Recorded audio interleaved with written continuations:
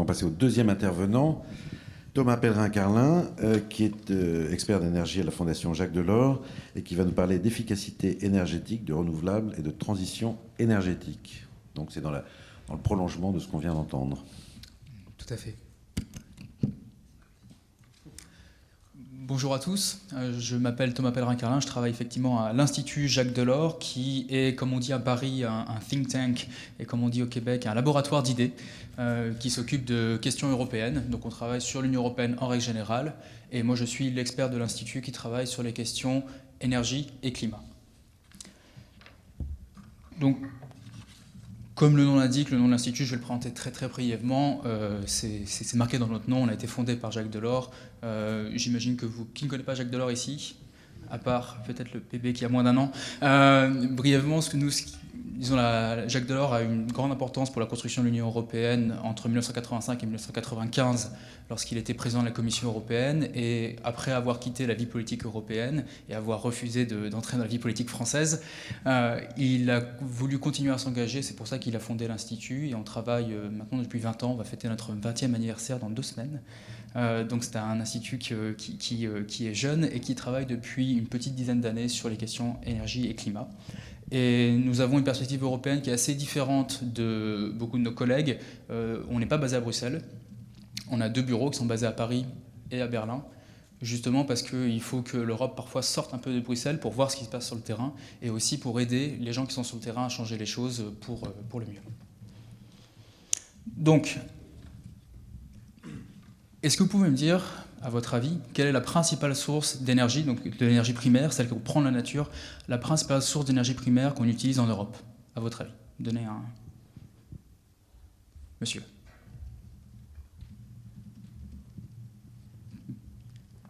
Personne ne veut essayer quelque chose? Le gaz? Qui pense que le gaz est la première source d'énergie primaire en Europe? Pétrole? Charbon. Ok. Là, pour l'instant, vous avez nommé les 3 premiers, donc c'est bien, vous avez le trio de tête. Le premier, évidemment, c'est le pétrole, un gros tiers. Ensuite, vous avez le gaz et le charbon qui sont autour de 20 à 25%. Ça veut dire quoi? Ça veut dire que 75% de l'énergie qu'on consomme aujourd'hui en Europe, c'est des énergies fossiles, du pétrole, du charbon et du gaz, c'est-à-dire des énergies dont il va falloir se passer à court, moyen et long terme pour toutes les questions de changement climatique. Le nucléaire en fait pas partie. Le nucléaire arrive en fait comme 4e source d'énergie en Europe. Et quand vous regardez en fait État par État, vous voyez des différences. Évidemment, il y a plus de nucléaire en France qu'en Italie, mais vous voyez aussi de forts points communs, et notamment le point commun qui est que dans quasiment tous les pays européens, on a entre 50 et 100% de notre mix énergétique qui vient des énergies fossiles, et le pétrole est quasiment toujours la première source d'énergie. Donc ça, si vous voulez, c'est d'où on part. Quelle est la situation aujourd'hui? Là où on veut aller, c'est évidemment la chose qui a été décidée en décembre 2015 avec l'accord de Paris. Et Jean Jouzel a mentionné l'article 2, qui est effectivement un article extrêmement important. Mais si on regarde à long terme, il y a un article qui est encore plus intéressant, me semble-t-il, et beaucoup plus novateur, qui est l'article 4, qui dit que notre objectif, c'est des émissions nettes de gaz à effet de serre à la fin de ce siècle. Ça veut dire quoi? Ça veut dire que pour chaque unité de gaz à effet de serre qu'on émet, on capture la même quantité. Et ça, c'est véritablement révolutionnaire. Qu'est-ce que ça veut dire pour le système énergétique mondial, mais aussi européen et aussi français? Ça veut dire que le charbon, on doit atteindre un niveau égal à 0. Que le gaz et le pétrole, on pourra peut-être continuer à en consommer un peu, mais il faudra trouver un moyen de compenser. Et comment est-ce qu'on fait ça? C'est beaucoup de renouvelables, beaucoup d'efficacité énergétique. La bonne nouvelle, c'est que l'Union européenne, et notamment la Commission européenne, a déjà pris en compte cet élément-là. Et même avant l'accord de Paris, ça faisait partie de la stratégie européenne qui a véritablement été lancée à partir de 2007-2008. Et la Commission européenne, comme Negawatt, part du consommateur et part de l'objectif de « il faut fournir des services énergétiques ». Et c'est ça qui est important. Et comment est-ce qu'on fournit ces services énergétiques de façon la plus respectueuse de l'environnement, la plus économique aussi, et aussi la plus sûre, c'est-à-dire la plus sûre d'un point de vue géopolitique, pour qu'on ne soit pas trop dépendant de l'Arabie Saoudite ou de la Russie, c'est l'efficacité énergétique et le renouvelable. Là, je vais vous citer un peu un document officiel de la Commission européenne qui est sorti il y a 1 an et demi, et qui aurait peut-être pu être écrit par Negawatt, vous allez voir. Donc la Commission européenne veut créer ce qui s'appelle une union de l'énergie, ce que nous à l'Institut on pousse depuis 6 ans maintenant sous le terme de communauté européenne de l'énergie, donc une politique énergétique européenne réellement commune. Et la Commission dit, je cite, une union de l'énergie focalisée sur le citoyen. Donc entre parenthèses, sur le citoyen, pas sur les grandes entreprises. Donc on fait la politique énergétique pour le citoyen, pas pour EDF. Ce qui déjà fait un changement dans la façon dont la politique énergétique est faite aujourd'hui en France ou en Europe. Deuxième point, nous devons abandonner le modèle économique reposant sur les combustibles fossiles. Là encore, la nécessité climatique est extrêmement importante. Et aussi, pour ça, nous devons créer une coordination des politiques nationales. Et donc là, vous voyez que la Commission a un objectif qui n'est pas du tout un objectif de super-État européen qui cherchera à empêcher les États d'intervenir, c'est juste de dire on a plus à gagner en agissant ensemble. Message classique, l'union fait la force.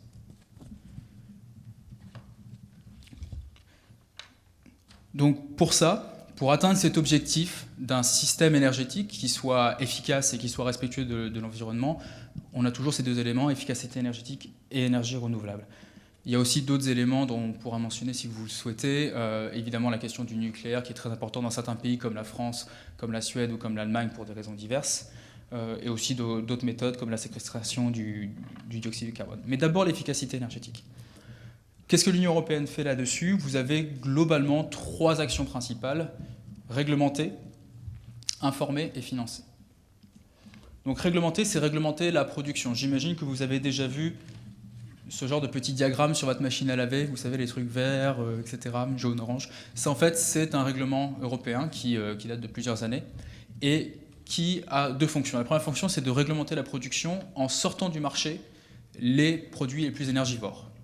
Donc, par exemple, vous n'avez pas le droit aujourd'hui de construire un bâtiment nouveau qui serait une passoire énergétique. C'est illégal. Vous n'avez, quand vous êtes producteur de machine à laver, par exemple, si votre machine à laver consomme au-delà d'un certain seuil, vous ne pouvez pas la vendre. C'est illégal.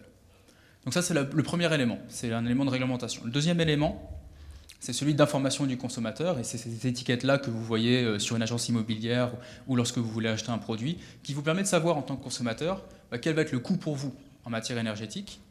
Et aussi, si jamais vous souhaitez faire un acte de consommation citoyenne, aussi de choisir quelque chose qui est plus dans le vert plutôt que quelque chose qui est plus dans le rouge. Et le troisième élément, c'est le financement de l'efficacité énergétique. Et là, le grand avantage d'une action européenne là-dessus, c'est qu'il faut parler en termes d'ordre de grandeur. Vous connaissez un peu la situation économique française aujourd'hui. C'est compliqué pour l'État français de trouver, compliqué pour des raisons plus politiques que économiques, mais compliqué de trouver les masses financières qui permettent de réaliser la transition énergétique. Au niveau européen, on a une arme extrêmement importante qui s'appelle la Banque européenne d'investissement.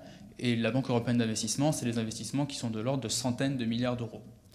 Donc quand on commence à parler d'investissements qui sont de plusieurs centaines de milliards d'euros, là on commence à parler dans les ordres de grandeur nécessaires pour promouvoir l'efficacité énergétique en Europe.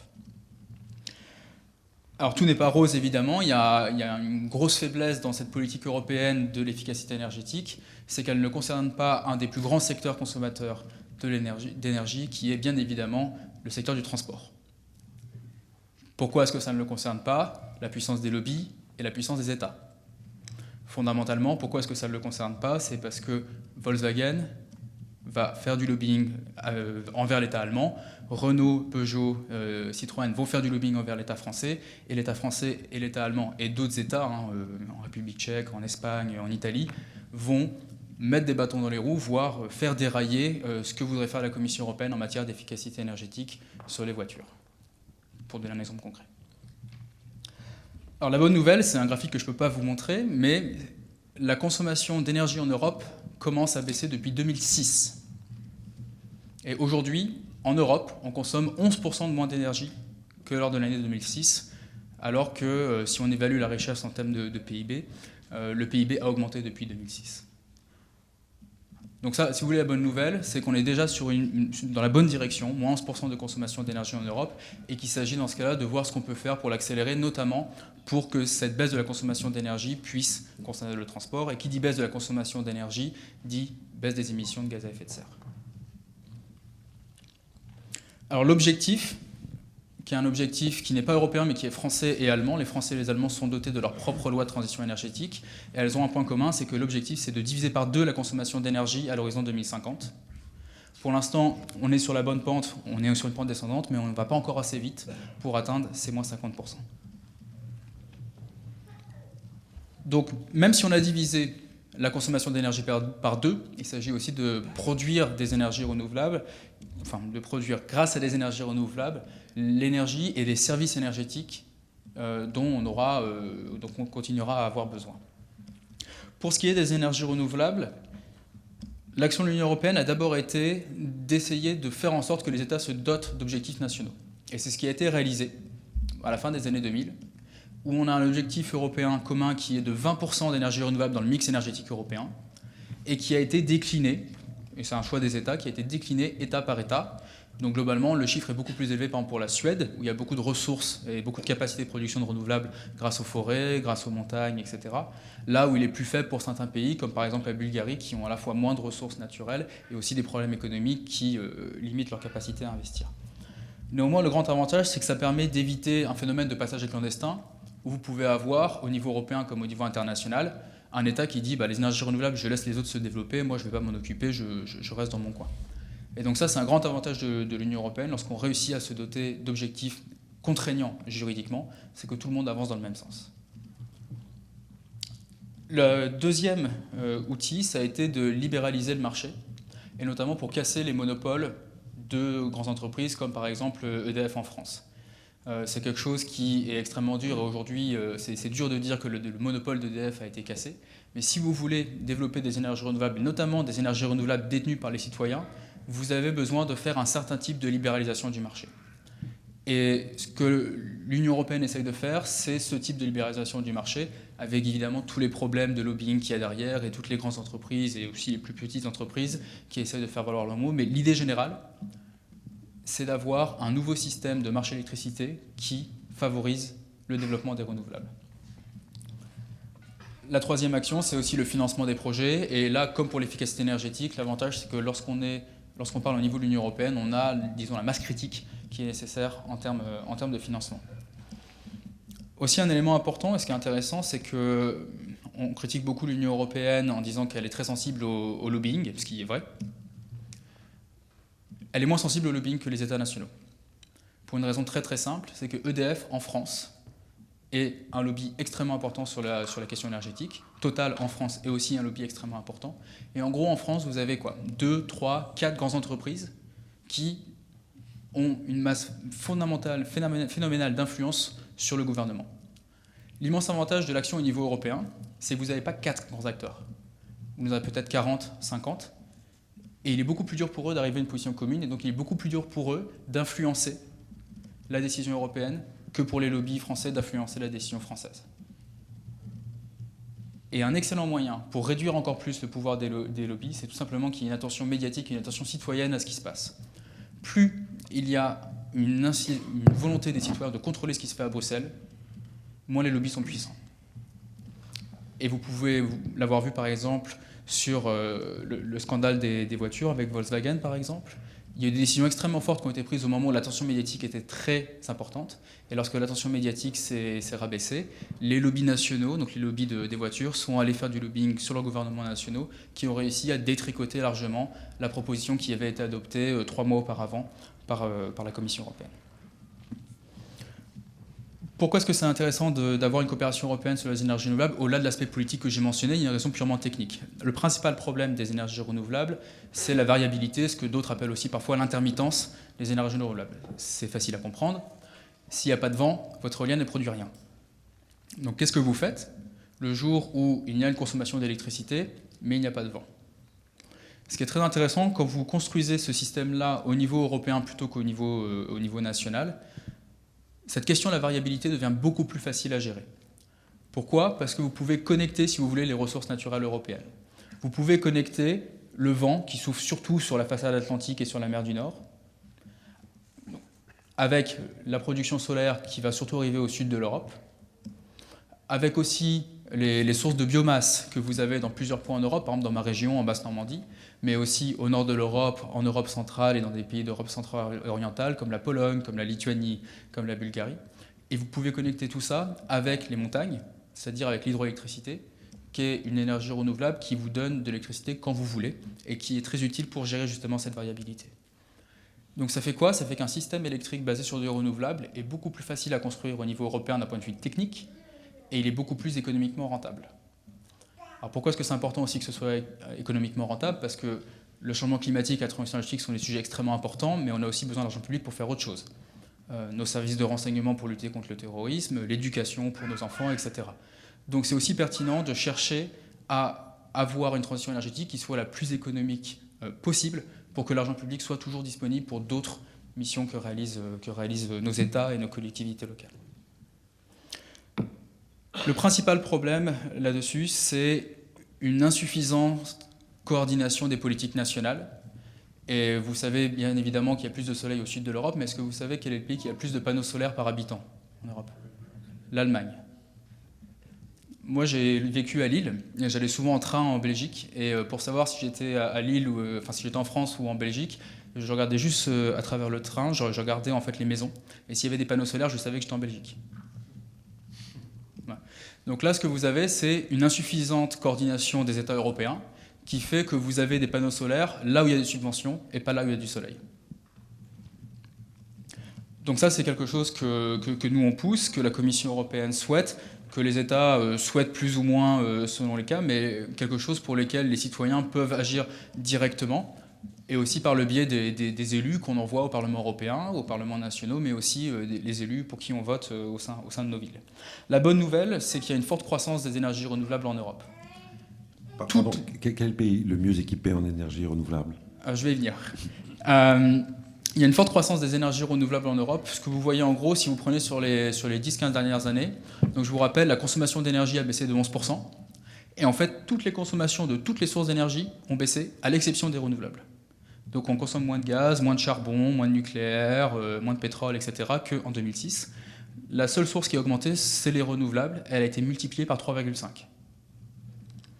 Donc encore une fois, comme sur l'efficacité énergétique, on va dans le bon sens. On n'y va probablement pas assez vite pour atteindre les objectifs de Paris, mais il ne tient qu'à nous d'accélérer le mouvement. Et donc si vous voulez, le problème, ce n'est pas un problème de nature, c'est plus un problème de degré. C'est-à-dire à quel point est-ce qu'on sera rapide, à quel point est-ce qu'on sera capable d'aller vite là-dedans. Et le pays qui a le plus d'énergie renouvelable installée, c'est évidemment l'Allemagne, parce que c'est aussi le pays où il y a eu la politique nationale la plus importante, mais la politique régionale la plus importante, et la politique citoyenne, l'engagement des citoyens. La moitié de l'installation des énergies renouvelables en Allemagne depuis 2000, donc la moitié de ces nouvelles unités de production d'énergie renouvelable, sont détenues par des citoyens, individuellement, en coopérative, etc. Et en fait, il y a plus d'énergie renouvelable aussi en Italie et en Espagne qu'en France. Alors pardon, je disais énergie renouvelable, c'est uniquement le solaire et l'éolien dans tout ce que je viens de dire. L'hydroélectricité. L'hydroélectrique en France représente pas mal quand même aussi. Absolument. L'hydroélectricité, en fait, c'est très simple. Si vous voulez savoir où il y en a, vous regardez juste où il y a des montagnes. Donc c'est l'Autriche, c'est la Suède, c'est un peu la France et l'Italie. Donc petit bémol à ce que je viens de dire, ça ne concernait uniquement le solaire et l'éolien, ce qu'on appelle les nouveaux renouvelables, c'est-à-dire en fait les seuls qui peuvent véritablement progresser dans les années à venir, parce que sur l'hydroélectricité, on a à peu près utilisé l'intégralité des capacités que la nature nous offrait en termes de montagne. Donc voilà. La bonne nouvelle aussi, c'est que le coût économique des énergies renouvelables a très fortement baissé. Quand vous regardez les différentes technologies qui existent, vous êtes sur des coûts qui ont été divisés par 5 en 10 ans sur la plupart de ces technologies-là. C'est le fruit du développement d'une amélioration technologique dans certains cas. C'est aussi le fait que lorsque vous commencez à déployer massivement des panneaux photovoltaïques et des éoliennes, vous avez des effets d'apprentissage. En gros, vous savez mieux le faire. Vous avez aussi des travailleurs qui sont mieux formés, etc. Et tout ça, ça vous permet de baisser les coûts. Alors c'est important pour réussir la transition énergétique en Europe, mais ça va être important aussi pour la réussir au niveau mondial. Peut-être la grande différence, et c'est une des explications pourquoi on a eu un accord à Paris et pas à Copenhague, une de ces raisons-là, c'est qu'avant, on avait tendance à penser que la transition énergétique, c'était un truc bien qu'il fallait faire pour les générations futures, mais que ça coûtait cher. Alors qu'aujourd'hui, ça ne coûte pas si cher. Dans certains cas, en fait, ça vous rapporte de l'argent. Et c'est un truc qu'il faut faire pour les générations présentes. Et ça, c'est un grand changement qui a eu lieu depuis 10 ans, et c'est une très très grande bonne nouvelle, qui n'a pas encore été assimilée par l'intégralité des journalistes, des citoyens et des politiques, mais qu'il faut propager. Pour vous donner un cas concret de comment est-ce que les énergies renouvelables se développent dans un pays européen, je vais juste finir en vous parlant du Danemark. Au Danemark, une grande ressource naturelle qui s'appelle le vent. Et aujourd'hui, l'éolien, ça représente 40% de leur consommation d'électricité. 40% juste l'éolien. Donc c'est ultra significatif. Leur objectif, c'est 100% en 2050, et il y a de fortes chances qu'ils réussissent à l'atteindre. Comment est-ce qu'ils font pour l'atteindre? Ils ne le font pas tout seuls, en fait, ils le font parce qu'ils se sont connectés aux autres Européens, et notamment aux Norvégiens, qui eux ont des barrages hydroélectriques. Donc grosso modo, comment ça fonctionne? Quand il y a plein de vent, le Danemark produit pour le Danemark et la Norvège, je simplifie. Quand il n'y a pas assez de vent, c'est l'hydroélectricité norvégienne qui produit pour la Norvège et pour le Danemark. Donc là, clairement, l'Union fait la force. 83% des éoliennes au Danemark sont financées par des citoyens. Donc c'est pas un truc qui est fait par EDF, ou l'équivalent danois d'EDF. C'est un truc qui est fait par beaucoup de gens, par des entreprises, des PME, des grandes entreprises aussi, mais aussi par des citoyens.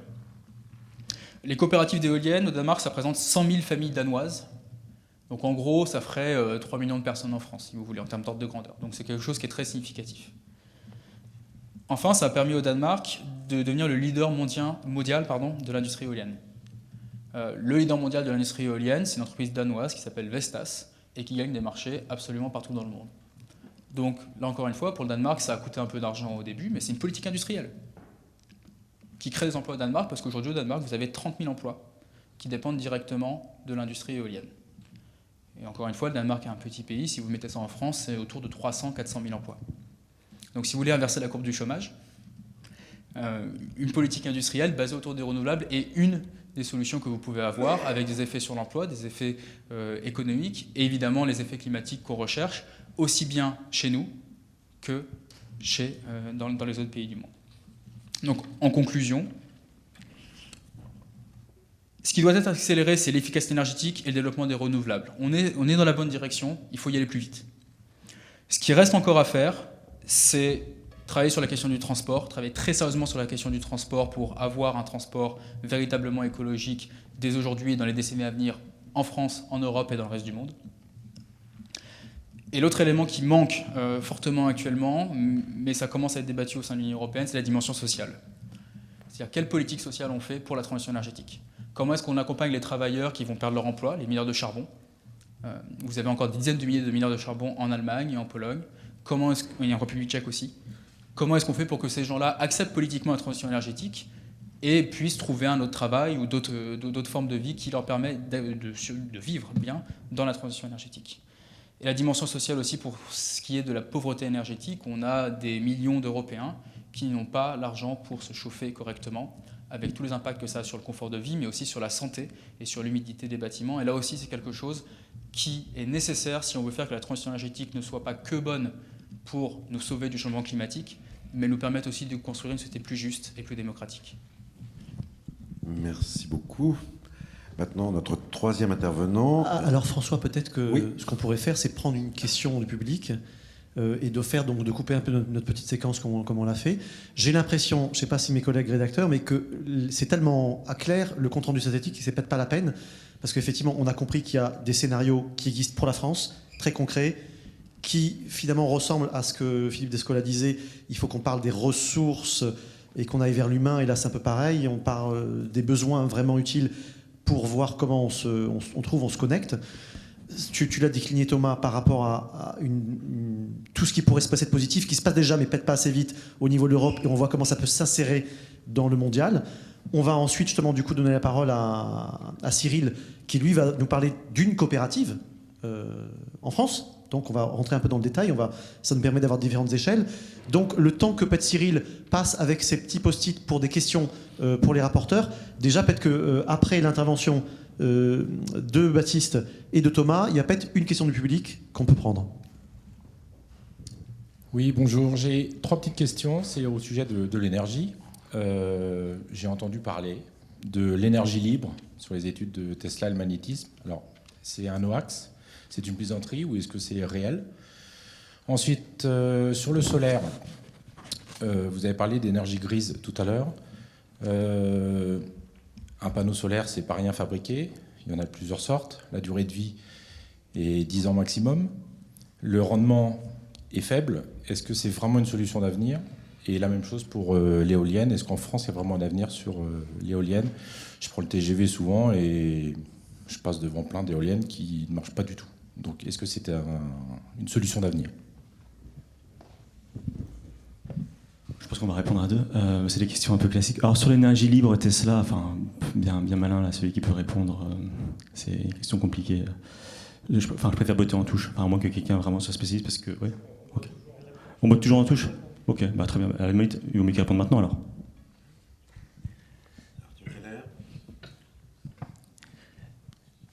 Tesla était un grand monsieur, il a fait des choses extraordinaires. Il ne faut pas tout confondre, cela dit. Et en ce qui concerne l'énergie libre, on est capable de produire une énergie libre, oui, mais pas une énergie qui est capable de produire un travail. On ne peut pas en retirer un travail mécanique. On peut avoir un moteur qui tourne, mais si on accroche quoi que ce soit dessus, les forces de frottement, le moteur s'éteint. L'énergie libre telle qu'on nous la présente, on voit beaucoup de sites qui parlent de ça, il y a pas mal de vidéos, il y a pas mal d'articles, des gens qui disent qu'ils ont trouvé quelque chose, qui ont soi-disant des preuves. Non. Je vous dis clairement non. Moi, je ne dis pas bien malin est celui qui peut répondre. Je dirais à celui qui peut répondre à cette question en disant le contraire de ce que je dis, qui vienne nous le prouver. Et alors là, ça fera vraiment avancer la science, mais ça remettra en question les lois de la thermodynamique, qui font partie des choses, parmi les choses les plus solides qu'on a aujourd'hui en science. Voilà mon avis là-dessus. J'avais un avis un peu plus mitigé. Je rejoins quand même ce qu'il dit. Non, c'est juste parce qu'effectivement, il ne faut pas sous-estimer des fois le poids de certains lobbies par rapport au développement de... Alors je ne parle pas du tout d'énergie libre, mais je pense par exemple au Pantone. Peut-être que vous connaissez le moteur Pantone. Enfin voilà, c'est des choses qui ont du mal à se développer et il y a des raisons. Vous parlez du moteur à comprimer. Enfin, voilà, il s'agit quand même de toujours trouver un équilibre entre une espèce de vision complotiste et une vision effectivement peut-être un peu canular. Vous parlez de Hawks.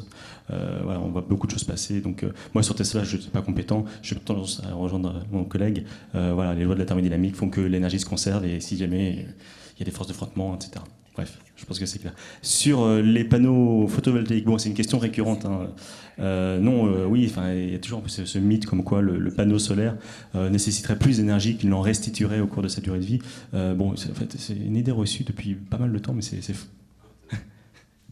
C'est pas un mythe, c'est de la désinformation de lobbies opposés. Donc voilà, mais bon. Quant aux éoliennes qui ne tournent pas, effectivement, alors, je pense que vous allez me sortir les éoliennes qui tuent les oiseaux ou les chauves-souris aussi. Donc en fait, ça pourrait dire que oui, il y a toujours des fondements dans ce qu'on entend, mais c'est difficile après de retourner aux faits. Oui, il y a des éoliennes qui ne tournent pas, des fois, on en voit. Il y a des raisons. Il y a des raisons. Elles peuvent être abîmées, elles peuvent être... enfin, voilà. Globalement, j'ai plus le chiffre en tête, peut-être tu l'as. Le taux de panne, de facteur de charge. 25%. Oui, donc il y a... c'est un petit truc technique. Je crois qu'on dit facteur de charge en français, c'est load factor en anglais. Donc en gros, l'éolienne produit environ 25% de sa puissance maximale. C'est-à-dire en gros, si vous faites la moyenne sur l'année, une éolienne qui peut produire un maximum de 100, sur l'année en moyenne, elle va faire comme si elle avait produit un maximum de 25. Donc ça va varier, c'est une moyenne, hein, ça dépend des endroits, etc. Mais ça va varier fortement. Ce qui est important à comprendre sur l'éolienne, c'est que l'énergie que l'éolienne est capable de mettre sur le réseau dépend de la vitesse du vent, ça je vous apprends rien, mais ça dépend d'un facteur cube. C'est-à-dire que si la vitesse du vent est 4 fois plus élevée, l'énergie sur le réseau est 4 au cube, c'est-à-dire 64 fois plus d'électricité qui est émise sur le réseau. Donc que l'éolienne tourne ou ne tourne pas, c'est pas tellement important. L'important, c'est de savoir en moyenne, sur l'année, quelle est la vitesse du vent qui permet à l'éolienne de produire. Et en fait, une des raisons pour lesquelles vous voyez peut-être moins, c'est une question de perception, c'est juste que l'éolienne va surtout produire quand il y a du vent, c'est-à-dire en fait l'hiver, et en plus ça va produire plus lorsqu'il fait froid. Voilà. Et la nuit. C'est-à-dire en général des moments où on n'est pas dehors. Pour continuer peut-être très rapidement, en fait, vous avez posé 3 questions, mais c'est en fait une seule question, c'est 3 questions technologiques. Et en gros, est-ce que la technologie va nous sauver ou est-ce que la technologie nous limite ? Je pense que s'il y a un seul message à retenir de ce qu'on va essayer de vous dire pendant cet après-midi, c'est que la technologie n'est pas le problème. Aujourd'hui, on a les technologies pour faire 80 à 95% du chemin sur la transition énergétique. Le problème n'est pas technologique. Aujourd'hui, on sait faire des voitures qui consomment 2 litres au 100 alors qu'elles en consomment 7. Le problème n'est pas technologique. Si les Danois produisent déjà aujourd'hui 40% de leur électricité avec des éoliennes, c'est là aussi que le problème n'est pas principalement technologique. Le problème est principalement politique, il est principalement économique, il est principalement intellectuel, au sens où il y a des gens qui ont du mal à penser autrement qu'avec les vieilles idées des années 50. Et quand je dis des gens, c'est aussi des entreprises qui ont du mal à changer en fait en interne pour voir qu'elles pourraient tirer énormément de profit de la transition énergétique. Vous faites une comparaison entre, si on reste juste en France et en Allemagne, vous aviez deux entreprises relativement similaires en termes de modèle économique, qui étaient E.ON en Allemagne et EDF en France. C'est deux entreprises où le modèle économique ancien, c'est de vendre la plus grande quantité d'électricité possible au plus grand prix possible. Donc en gros, vous faire consommer plein d'électricité. EDF continue à avoir ce modèle économique. E.ON a changé dramatiquement parce que leur cours de bourse a été divisé quasiment par 3 ou 4 durant les dernières années. Ils ont divisé la boîte en deux. Ils ont mis d'un côté tous les actifs anciens, nucléaire, charbon, etc. Et de l'autre côté, ils ont créé une autre boîte qui s'appelle E.ON Next Generation, prochaine génération, où ils ont mis tous les actifs nouveaux, c'est services d'efficacité énergétique, production de renouvelables, etc. Et eux, leur modèle économique est totalement différent. C'est de vous fournir des services énergétique, y compris de l'efficacité énergétique. Et moi, mon pari, c'est que E.ON Next Generation, dans 5 ans, 10 ans, va être beaucoup plus rentable que EDF, justement parce qu'ils ont pris ce tournant-là. Et ça, c'est de la créativité intellectuelle. C'est une capacité à se remettre en cause, au niveau citoyen, comme au niveau économique, comme au niveau politique. C'est pas un problème technologique. Est-ce qu'il est vrai que, pour beaucoup, l'objectif final, c'est qu'en fait, toutes ces sociétés disparaissent pour que chaque foyer, maison, personne génère sa propre énergie à travers l'éolien, différentes technologies. Est-ce que ça, c'est une vue de l'esprit ou ça, on va vers ça? Dur de répondre. C'est quelque chose dont beaucoup de gens parlent. C'est quelque chose que la Commission européenne promeut, par exemple. Le terme, c'est prosomateur, donc qui est la contraction de producteur et consommateur. Vous êtes à la fois producteur et consommateur de votre énergie. Moi, j'ai pas d'opinion ferme sur ça. Il faut juste comprendre que si on fait ça, ça veut dire que les grands groupes meurent, ça veut dire que les gens perdent leur emploi. Donc moi je préférerais que l'intégralité des grands groupes se réveille, comme l'a fait E.ON, comme est peut-être en train de le faire Engie, avec GDF Suez, tout simplement parce que ça permet de faire en sorte que les gens qui travaillent actuellement pour ces entreprises gardent leur travail. Et aussi que l'intégralité de la formation professionnelle qui doit venir pour le changement des métiers soit portée par ces entreprises plutôt que portée par nos impôts, par le biais du chômage et de la formation professionnelle. Merci. Donc, Cyril Jarny, vous voulez intervenir, et puis de toute façon, c'est votre tour de parole. Ah, alors, peut-être juste une question des rapporteurs avant, juste ça. Une question seulement.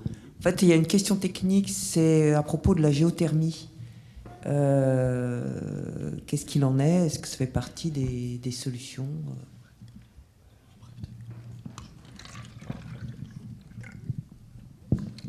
Ça dépend des ressources. Voilà. Donc très concrètement, vous avez des endroits où vous avez des sources de chaleur terrestre qui sont aisément exploitables et qui sont intéressantes. Et dans ce cas-là, oui, c'est une solution. Dans d'autres endroits, ça ne l'est pas. En deux mots, il y a plusieurs géothermies. Il y a vraiment une géothermie très profonde, par exemple. Je crois que c'est en Alsace. On arrive à avoir du 200 degrés. Enfin, voilà. Et puis il y a des géothermies plutôt de basse couche qui se développent déjà pas mal, même en bassin parisien. Enfin, voilà, c'est plus pour des compléments de chaleur. Enfin, en fait, ça répond aussi à votre question. Alors, je parle de très très profond, à 5000 mètres de profondeur. Ouais, mais aujourd'hui, les puits expérimentaux, c'est celui de Vaux-en-Forêt, là, du côté de Metz. Je parle de solutions pérennes. Il y a des gisements, il y en a en Auvergne, il y en a en France, je parle. C'est pas, vous dites partout, peut-être que vous avez des infos que j'ai pas, mais... Ah oui, non, mais d'accord, on va pas toucher le noyau quand même, j'espère. Je disais juste que c'est une boutade, peut-être qu'on ne va pas aller jusqu'au noyau. Non, il y a certaines poches, notamment donc en Alsace et en Auvergne, où effectivement on a une très très haute température. Et donc il y a des expérimentations, je sais, en cours. Mais ça répond aussi du coup à votre question sur l'autoconsommation, l'autoproduction d'énergie. C'est-à-dire que je pense que tout le monde sent ça du doigt, que évidemment que la solution ne va pas venir que des grandes boîtes d'éolien, ou que des grandes structures, ou que de tout le monde qui arrive à produire avec son petit panneau et sa petite éolienne de jardin.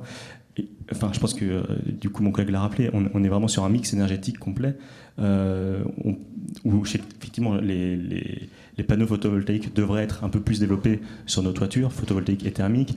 Les éoliennes doivent pouvoir exister. Enfin, tout ça, c'est un mix, ce qu'on appelle aujourd'hui les réseaux intelligents.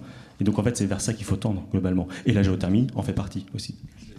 Pour finir, c'est aussi un problème politique en France, puisque vous savez qu'il y a une intervention éventuelle des gens qui sont supposés protéger le patrimoine. Donc si vous êtes dans une zone classée, même si vous avez tout l'argent possible pour un, apparemment c'est compliqué. Donc on verra ça.